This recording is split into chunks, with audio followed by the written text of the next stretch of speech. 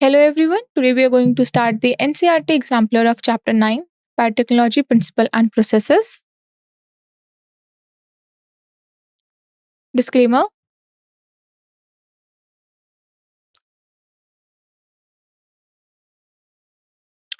So, what are going to be our learning objective?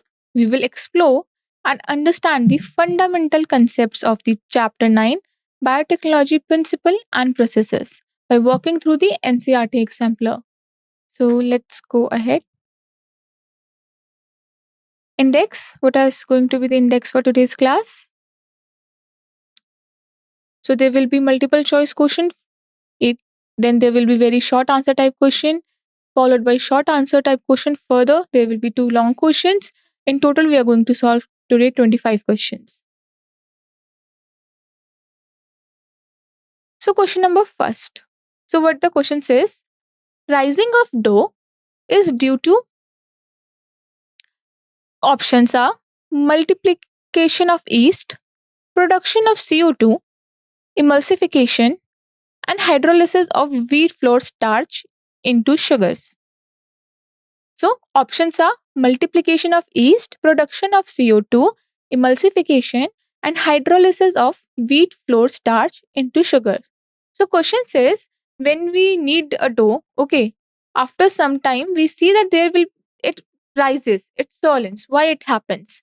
So, these are the options. So, what going to be its answer? Let's see. So, the answer is answer to production of CO2, production of carbon dioxide. So, what is the reason for the rising of this dough? Saccharomyces cerevisiae, which is the baker yeast, it produces CO2 during the process of fermentation. So, during this process of fermentation, CO2 release because of this yeast, which is the Saccharomyces cerevisiae, and because of this production of CO2, we see that our dough rises. Excess CO2 causes puffing up of the dough, which is swollen. You will see us more puffed up and more swollen dough. This make dough soft and spongy. And this is basically be more used in cakes and those kinds of things. And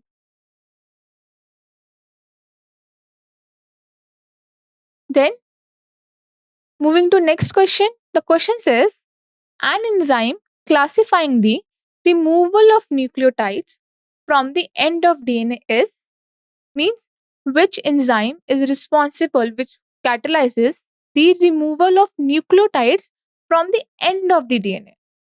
Let's see what are the options. Endonucleases, exonucleases, DNA ligase, and HIN2. Let's see what will be the answer. The answer is exonucleases. As we have already studied in the last classes also, that exonucleases remove nucleotides from the ends of the DNA. Whereas what endonuclease do? Endonuclease makes cut at specific position within the DNA.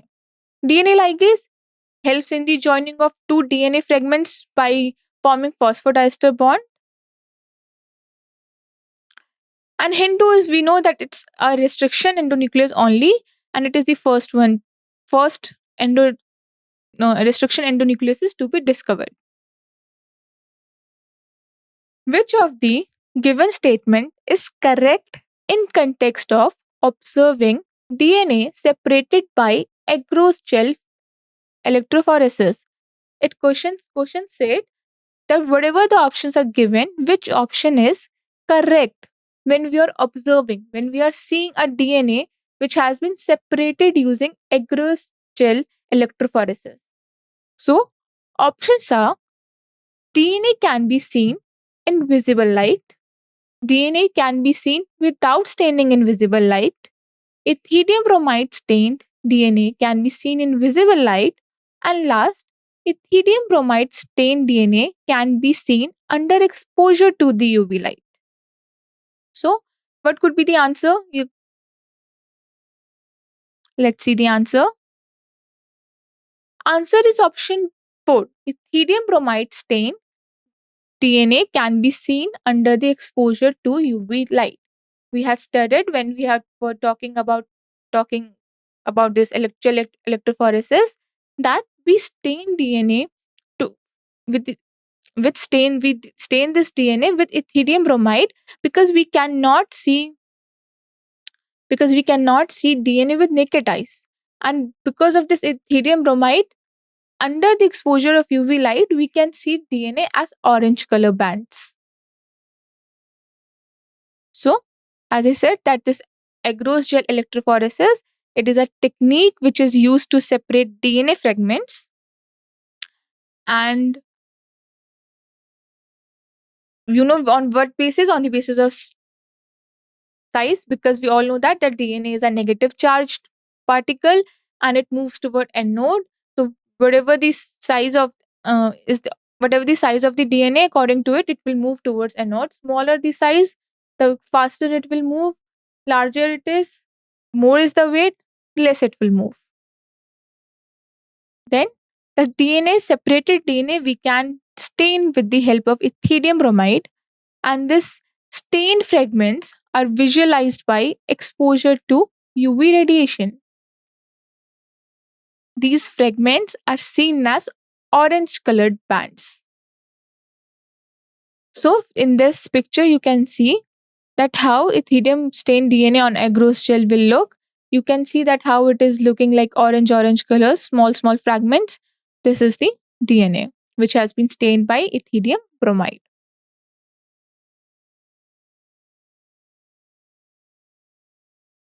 Next question. Restriction in the restriction enzyme refers to, this is from the NCERT session 9.2.1. So it is asking us, like, restriction in this word restriction enzyme, what it means, what does it denotes. So the options are: option A, cleaving of phosphodiester bond in DNA by the enzyme. Second, cutting of DNA at specific position only. Third, prevention of the multiplication of bacteriophage in bacteria. Or fourth, all of the above. Option 1 says that it is called restriction in restriction enzyme because this helps in cleavage of phosphodiester bond in DNA. Second option is saying it cut the DNA at specific position, that's why it is called restriction. Whereas the third option says that it prevents the multiplication of bacteriophage in bacteria. And this is how you remember, if you guys remember, that this is how this restriction endonucleases has been discovered also, because first time scientists saw that something is responsible. That's why the bacteriophage, the virus that affected bacteria, is not replicated inside it. So this is the reason, or all of the above, that all of these three options are the responsible for naming it as restriction enzyme. So let's see what's the answer. Answer is option C, prevention of the multiplication of bacteriophage in bacteria. It means the restriction in restriction enzyme is called so because it prevents the multiplication of bacteriophage in bacteria. Let's see the solution. The term restriction in restriction enzyme refers to prevention of the multiplication of bacteriophage in bacteria. Second, this is because the restriction enzymes were originally discovered as I told, defense mechanism used by bacteria. Scientists have saw that suddenly these bacteriophage, those viruses, have stopped multiplying inside the bacteria. Why it is so? How the bacteria has defended itself from those viruses. And that's how this restriction enzyme has been discovered, and that's why it has named so. Restriction enzymes protect bacteria from bacteriophage infection by cutting the viral DNA. As we know that this enzyme is responsible for cutting DNA at a specific position. The reason this protecting bacteria from bacteriophage infection is also that it is cutting the viral DNA. So if there will be no DNA, there will be no genome inside bacteria, so it won't be applying, not going to multiply. Let's go to next question. Which of the following is not required in the preparation of a recombinant DNA molecule. It means that whatever the options are given below, what which of these them is not required in the preparation of recombinant DNA molecules. So if you let's see the option, it is from NCERT session 9.2. Let's see the option. Options are: first, restriction endonucleases; second, DNA ligase; third, DNA fragments; and fourth, E. coli. Let's see the answer. Answer is E. coli. That E. coli is not required in the preparation of a recombinant DNA molecule. E. coli is what it is. It is a competent host. It is involved in the recombinant DNA technology, but it is not present in the recombinant DNA molecules. So, what present in the DNA molecules to prepare a recombinant DNA molecules? Following things are needed. First, restriction enzyme are used to cleave the DNA. Second, DNA fragment is the gene of interest that is needed to be inserted into that vector DNA. Third, DNA ligase. DNA ligase is used to join these DNA fragments. And let's see the diagram. So, here what we did, this is our target, this is our gene of interest. Let's say it is an insulin gene. This is a plasmid, which is act as a cloning vector, which is going to take this gene of interest inside that host, competent host. So, what it is going to do, this plasmid and this target gene, this plasmid is going to be these both are going to be cut at specific position using restriction nucleases. So you can see it is digested with the restriction enzyme. Now these two, this plasmid and this gene of interest, is going to join with DNA ligase and going to become recombinant DNA. So these are the things which are required for the preparation of recombinant DNA molecules. Let's see, all these three are essential to make stable recombinant DNA. E. coli is used as a host cell to produce product of recombinant DNA, but it is not used in the preparation of the recombinant DNA. And this is the same picture that has been shown and explained by me in previous slide. So next question. In agarose gel electrophoresis, DNA molecules are separated on the basis of their. Okay, for this, so I have also already given the answer in last questions, but let's see. It is from session NCERT 9.2.1. Let's see the options. Charge only, size only, charge to size ratio, or fourth, all of these are. So let's see the answer.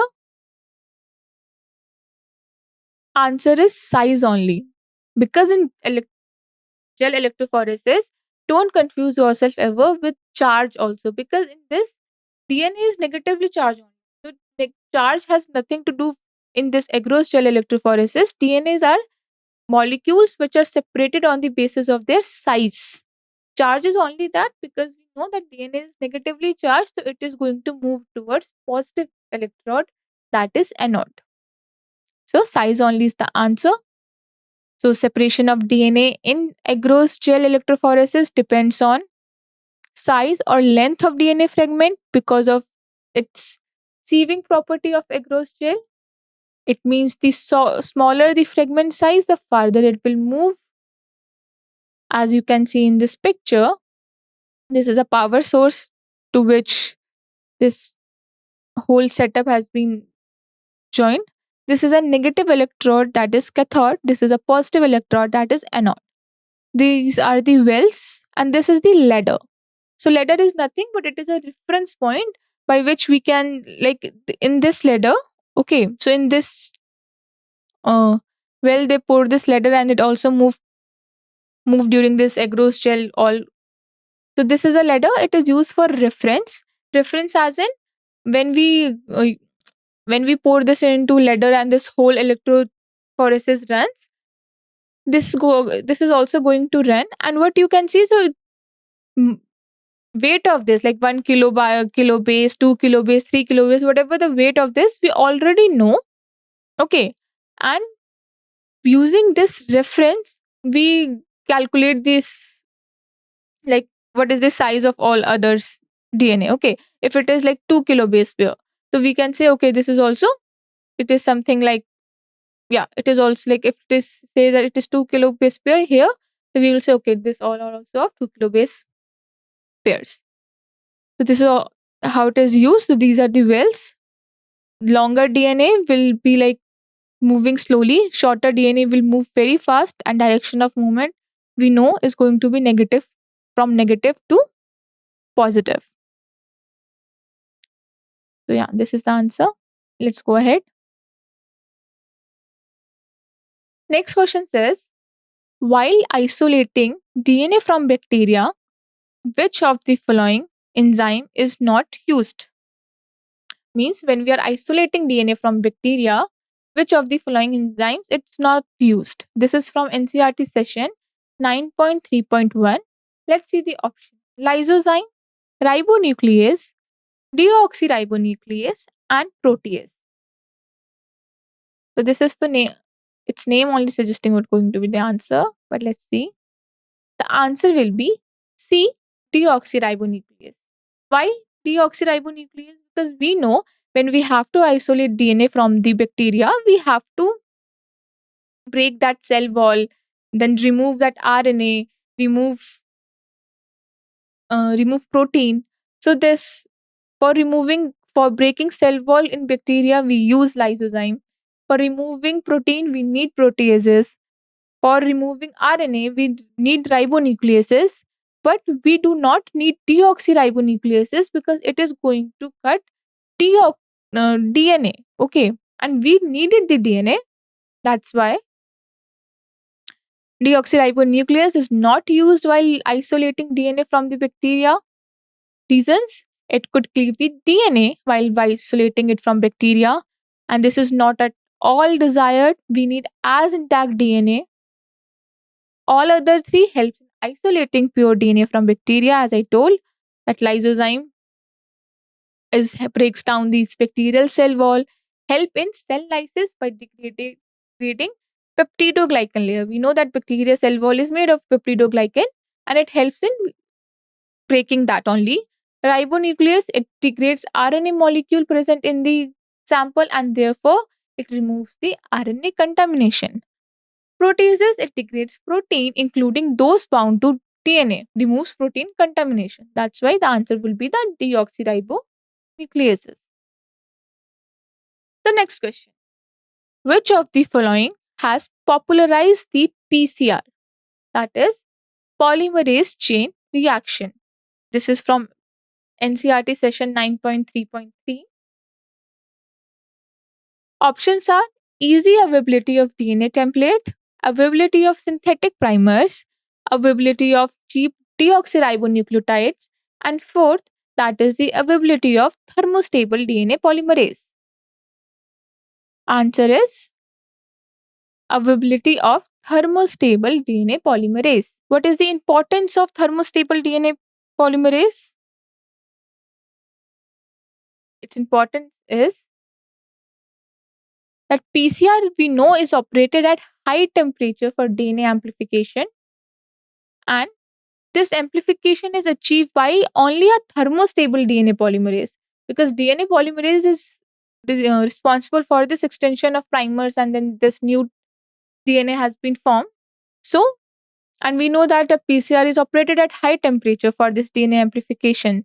So when we got to know that there has been a thermostable DNA polymerase, it has popularized the use of PCR. These DNA polymerase remain active and stable during the high temperature. So next question. The next question is, what is the significance of heat shock method in bacterial transformation is to facilitate? This is from NCERT session 9.2.1. That it is asking why this heat shock method is very important and what is significance in this bacterial transformation? Bacterial transformation, we know na, that if we are going to add recombinant DNA and then this competent host take this and all those things, and that then it became transformed. So we are asking in this question that what is the significance of heat shock method in bacterial transformation? So options are A, binding of DNA to the cell wall, B, uptake of DNA mem- through membrane transport proteins, C, uptake of DNA through transient pores in the bacterial cell wall, and fourth, expression of antibiotic resistance gene. So what would be the answer? Answer is C, that is uptake of DNA through transient pores in the bacterial cell wall. We know that what is the role of heat shock, that it is going to make some temporary pores in the bacterial cell wall, and because of those pores the recombinant DNA going to get inside into competent host. So during transformation of bacterial cell, heat shock is applied for 30 seconds. This heat shock creates transient pore through cell wall, and this facilitates the uptake of foreign DNA. So as you can see in the picture that these are the recombinant DNA. Okay, we have given this heat shock at 42 degrees Celsius for 30 seconds, and this is going to create transient pores in the bacteria cell, and this from this pores our recombinant DNA, our foreign DNA can go inside the cell.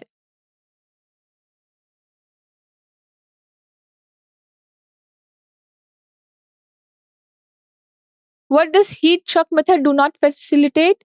The binding of DNA to the cell wall. This is what calcium chloride helps in this. Expression of antibiotic resistance gene and uptake of DNA through membrane transport proteins. This is the same diagram. Let's go ahead. So, next question. The role of DNA ligase in the construction of a DNA molecule is, which is NCERT session from this NCERT session 9.2.1. Let's see the answer. Answer is A.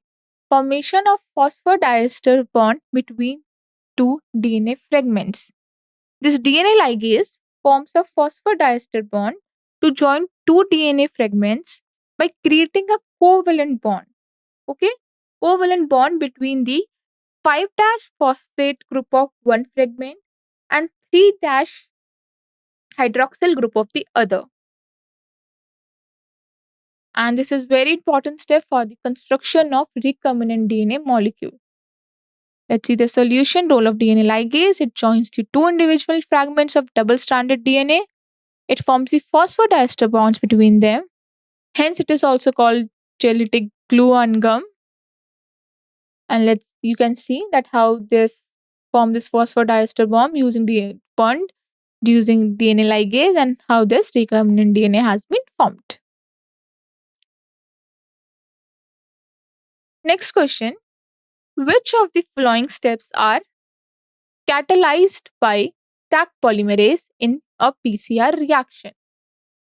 What does Taq polymerase do in PCR reaction? This is from NCERT session 9.3.3. Options are denaturation of template DNA, annealing of primers to template DNA, extension of primer end on the template DNA, and all of the above. Let's see the answer. Answer is extension of primer end on the template DNA, because we know that Taq polymerase is a DNA polymerase which is thermostable, which can act even in the higher temperature, and it helps in the extension of primer end on the template DNA. So what is the role of Taq polymerase in PCR reaction? It is a DNA polymerase, polymerizes the DNA. In PCR, it extends the primer strand on the template strand. It extends the primer by adding nucleotides complementary to the template DNA.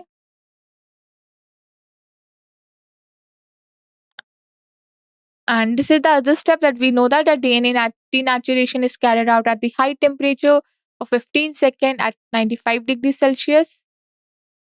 Then annealing is this when this primer go and you know attach to this DNA template, and it happened during the temperature nearly 50 degrees Celsius. And this extension step, which help because of the stack polymerase, is this that's this stack polymerase help in all those things which we have talked already.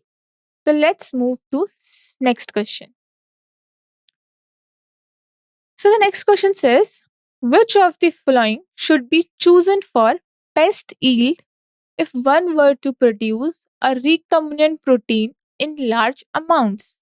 This is from session NCERT session 9.3.5. This question is asking us if we want to have best yield, means if we want to have best products, like if we can to say that we whatever we are getting, whatever result we are getting at last is very pure, very proper. Not, yeah, not very only pure.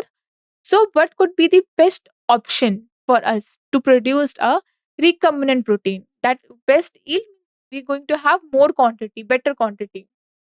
So, and in larger amounts. So, what could be the best chosen? So, like, what is the best option we can choose? So, the options are laboratory flask of largest capacity, a still tank bioreactor without inlets and outlets, a continuous culture system, and D, any of the above. Let's see the answers.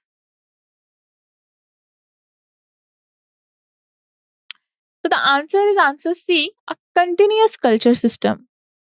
Why a continuous culture system? Because it allows for consistent cell growth. How it allows for consistent cell growth is that it allows protein production by continuously adding fresh medium while removing spent medium. It means what is actually a continuous culture system? In this system, what we do all the time, continuously, we can add our medium, and continuously even we can take out the whatever the you know like we are adding fresh medium, our biomass is preparing a protein, whatever we want to prepare is preparing, and whatever the waste, what is the yield, everything we can extract also at the same time. So this is going to lead to high yield of the recombinant protein. So this is one of the best method to get this higher yield of recombinant protein and recombinant product, whatever we wanted. So next, move to next question. Okay, no. Before that, let's see the other option also. What is this laboratory flask of largest capacity is for? It is typically used for small scale experiment, but here in question we asked we need this recombinant protein in larger amount. Then what a stirred tank bioreactor without inlets and outlets. It can produce higher yield than laboratory fast, but without continuous replenishment of medium, the cell growth and protein production will eventually reduce. Because why it reduce? Because it is reduced because it do not have any inlets and outlets. We cannot give this media again and again. That's the reason. Okay. So let's go ahead. But in this continuous culture system, we can give medium continuously. The cell growth and production will take place, and we are taking out that waste and everything alongside only. So the cell growth and protein production will eventually going to remain high only.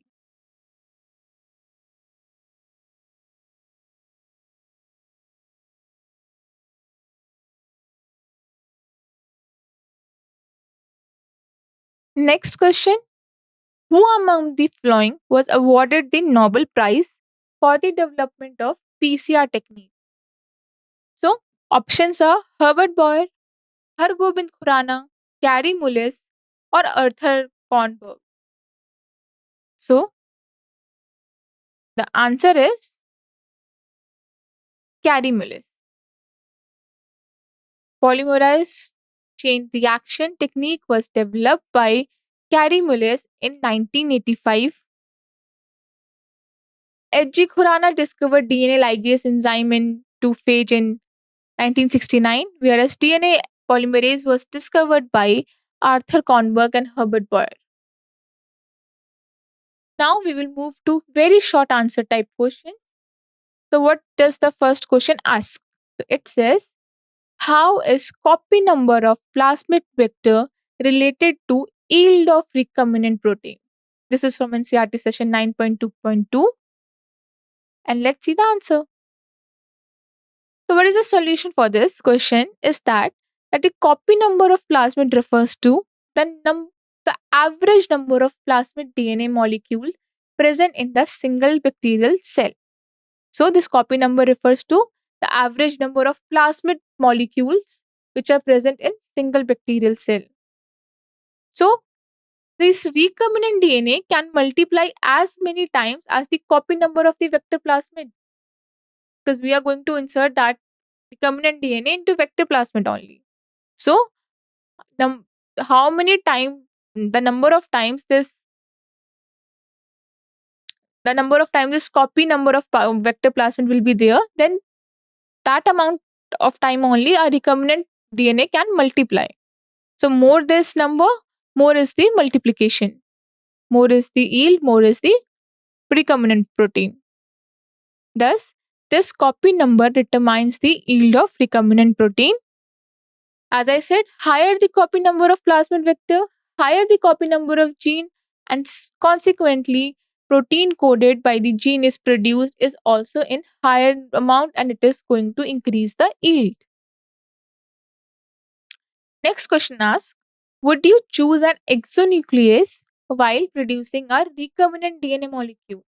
Till now we have studied that we are using restriction endonucleases in this recombinant DNA molecule, but can we choose exonuclease? Let's see. No, we could not choose exonuclease because we know that this exonuclease act on the free ends at the last of the linear DNA molecule. So it will not going to cleave the circular DNA plasmid DNA vector, and circular plasmid don't, because circular plasmid don't have any free ends. For free ends we need a linear DNA molecule, but here we wanted a circular plasmid DNA vector. And for our linear gene of interest, the exonuclease will shorten or completely degrade the DNA fragment. If our gene of interest is linear, so what this exonuclease can do, it can shorten or completely even degrade the DNA fragment. Next question, what does HD and Roman number 3 refers in the enzyme hint 3, Roman number 3. This is from session 9.2.2.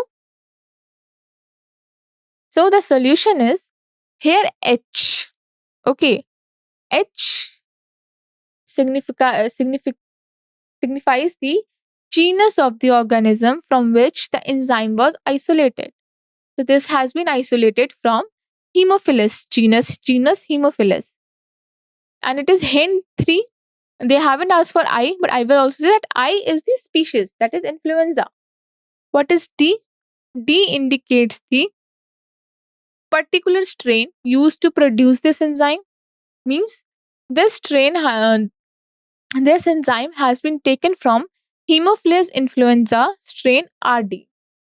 Then 3, Roman number 3, it denotes the sequence, the order in which the restriction enzyme, this restriction endonucleases, has been isolated from this enzyme. For example, as it has been seen that it means that before this hint 3, 2 others enzyme has already been isolated from this species. That's why this enzyme has been named hint 3. Denoted the sequence in which the restriction endonuclease enzyme from that particular genus, species, and strain of bacteria have been isolated That 3 here, that is the third restriction endonucleases that has been isolated from this species. Next question says, what restriction enzyme should not have more than one site of action in the cloning site of a vector? Comment. This we have already talked in class also. This is from NCERT session 9.2.2. That restriction enzyme should not have more than one site of action in the cloning size of vector, and why it is so. Let's see the answer.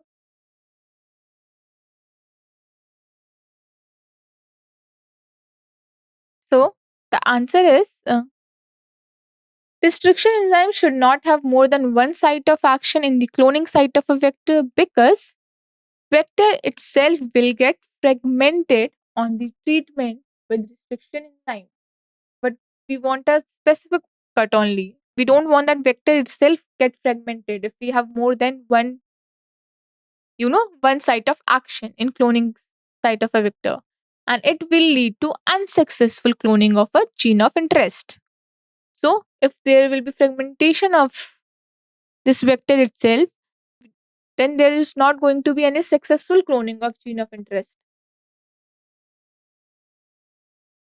Next question is, while doing a PCR, denaturation step is missed. What will be its effect on the process? This is from NCERT only. They ask in the PCR, if we will miss the denaturation, we will directly do this annealing and extension step. What will happen? So let's see what will happen if we will going to do so. First, if denaturation of double-stranded DNA does not take place, following thing will happen. We know that we are not doing the denaturation. If we are not doing the denaturation, then the double-stranded DNA fragment does not going to become single-stranded DNA. So then what will happen? Primers will not be able to anneal to the template because that DNA is, even right now, that DNA is double stranded because we have missed this denaturation step. Therefore, primers will not be able to anneal to the template. As a result, if there is no primer, then there will be no extension. It means that if there will be no first step, there will be no denaturation, then they're not going to be even second and third step for the PCR. Subsequently, there will be no amplification of the DNA because none of the steps worked. Now coming to the short answer type question. So what's the question is? First question is from NCERT session 9.1, and the question says, what is meant by gene cloning? Gene cloning is a process in which a gene of interest is ligated to a vector. The recombinant DNA thus produced is introduced in a host cell by transformation. Each cell in the bacterial colony will have a copy of the gene, as it has been showing that how this cloning vector, this cloning vector plus foreign DNA, we using restriction enzyme, we can cut it at specific places, and then using DNA ligase, we can make a DNA recombinant DNA. This is what the first step says. Now, the process in which a gene of interest is ligated to a vector means our gene of interest has been ligated to the vector. Now, the second step says the recombinant DNA thus produced is introduced in a host cell by transformation. We know that once the recombinant DNA has been formed, we have to introduce it into a host cell and make that host cell transform. Now, each cell in the bacterial colony will have a copy of this gene. And this is what we call the gene cloning method. Next question is, a plasmid DNA and a linear DNA, both are of same size, have one site for restriction endonucleases. When cut and separated on agarose gel electrophoresis, plasmid shows one band while linear DNA shows two fragments. Explain. The question is asking, this is from NCERT session 9.1. A plasmid DNA and a linear DNA. We know that plasmid DNA is here circular. plasmid DNA is like small circular DNA. So plasmid DNA and a linear DNA is there, and both are of same size, and they have only one site for restriction in endonucleases. It means only at one site restriction endonucleases can cut that DNA. So when this restriction endonucleases have worked on that DNAs, both the DNAs, and they have been separated on agarose gel electrophoresis, they have seen that plasmids show only one DNA brand. Okay, while this linear DNA shows two fragments. How? Let's see. So,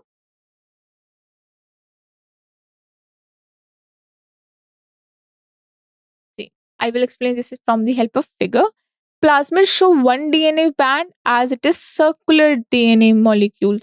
So you guys can see that this is plasmid, okay, and this is the restriction site where this endonuclease will come and cut the DNA. If this is been cut, it will open like this one single band. But if this linear DNA is there and we will cut using endonucleases, we can see that this is going to be break and this will break into two bands in gel electrophoresis. And that's the reason this plasmid show only one band, whereas this linear DNA shows two band in gel electrophoresis. Next question. How does one visualize DNA on a gross gel? This is from NCERT section 9.2.1. This even we talked in MCQ also everything that we need ethidium bromide to visualize DNA on a gross gel. A compound called ethidium bromide stains the DNA, which we cannot see it from our naked eyes.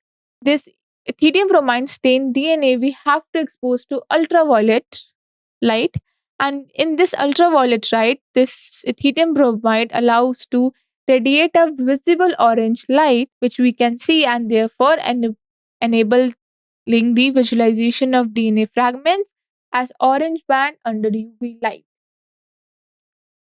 And this figure I've also shown you, okay, in the MCQ part also, how these small bands you can see as orange in gel electrophoresis. Here also this figure has been there, that this orange color fragments are DNA, which you can see under UV light. Next question. A plasmid without a selectable marker was chosen as a vector for cloning a gene. What does this affect in the experiment? This is NCERT session 9.2. This is a plasmid in which there is no selectable marker has been chosen as vector for cloning a gene, and how this is going to affect this experiment.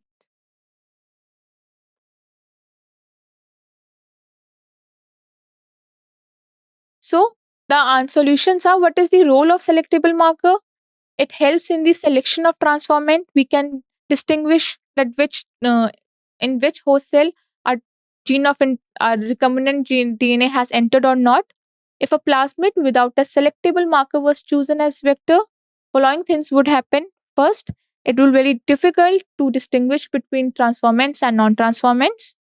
And because a bacterium with a selectable marker in its plasmid vector will show different phenotypic character, and we are not able to see what phenotypic character they have showing, then therefore we won't be able to distinguish that what cells have been transformed and what doesn't. Next question. Describe the role of calcium chloride in the preparation of competent cells. This is one of the DNA transfer method, and this is from session 9.2.3 from NCERT. Solution says, what is the role of calcium chloride? First, it dissociates into calcium divalent ion, and it basically neutralizes the negative charge on both the bacterial cell membrane and the DNA. Therefore, it allowing the negative charge DNA to approach and enter the cell more easily, because it is going to decrease the electrostatic repulsion charge between both DNA and the bacterial cell membrane. Additionally, this calcium chloride helps to create transient pore in the cell membrane. Next question. There is a picture, and this picture we have to name the regions which is marked A, B, C. So what is this A region, what is this B region, and what is this C region? This is from NCERT session 9.2.2. This is directly from, and this picture has been directly taken from NCERT.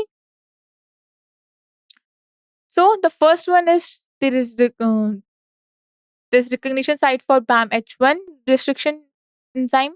Second is for PST1, and the third region is ampicillin resistant. There has been ampicillin resistant gene. Now coming to long answer type questions. This is from NCERT session 9.2.2. We have to describe the role of Agrobacterium tumefaciens in transforming a plant cell. So what is the role of this Agrobacterium tumefaciens? That is, it are present in this. It is a soil bacteria that infects the broadleaf plant. It causes ground galls, that is a tumor. It cannot infect the cereals, and it has a TI plasmid which is going to carry this DNA which induce this tumor in Agrobacterium tumefaciens. This contains the tDNA segment, and this tDNA segment is responsible for that. When we integrate this tDNA into host plant DNA, it causes tumor formation. But what we can do, we can remove that tDNA with our gene of interest and transfer gene naturally without human intervention. What happened this and transfer that tDNA inside the plant cells with our gene of interest, and eventually this DNA integrates into host plant cells, and this cause. Okay, so this is basically, they have told that how this natural genetic engineering happened, that tDNA went inside this plant cells, and the tDNA integrates into host plant cell and cause excessive cell growth and tumor formation. But what I was saying is that we can add our gene of interest with that and remove its virulence, and we can thus help in introducing our characteristics into that. Next question is that illustrate the design of a bioreactor. Highlight the difference between a flask in your laboratory and a bioreactor, which allows cells to grow in a continuous culture system. This is from NCERT session 9.3.5. So, what are bioreactors? It is a large vessels with volume approximately from 100 to 1000 liters, in which we can add the raw materials and convert that raw material biologically into a specific products. The most commonly used bioreactors out of two this have been shown, that is simple stir tank bioreactor and a sparge stir tank bioreactor. This NCERT figures only. What is the design of a simple stir tank bioreactor? Its shape is cylindrical with curved bottom. It is mainly made up of stainless steel, and it can range from few liters to a very large industrial scale bioreactors. But when we talk about simple stir second, we are talking about simple stir tank bioreactor only. Its purpose is that it provides mechanical agitation for mixing, heat transfer, and mass transfer. And it is commonly used impellers are Rushburn turbines and marine impellers. In short, you guys need to know that it uses impeller, and it is a mechanical agitation in which helps to, in this heat transfer and mass transfer. And this is spargin and all those things which you guys can read. And yeah, this is all things that you guys, it's help in temperature and pH control. These things you guys can read on your own. And how it is like different from laboratory, flask, and bioreactor. And yeah, thank you.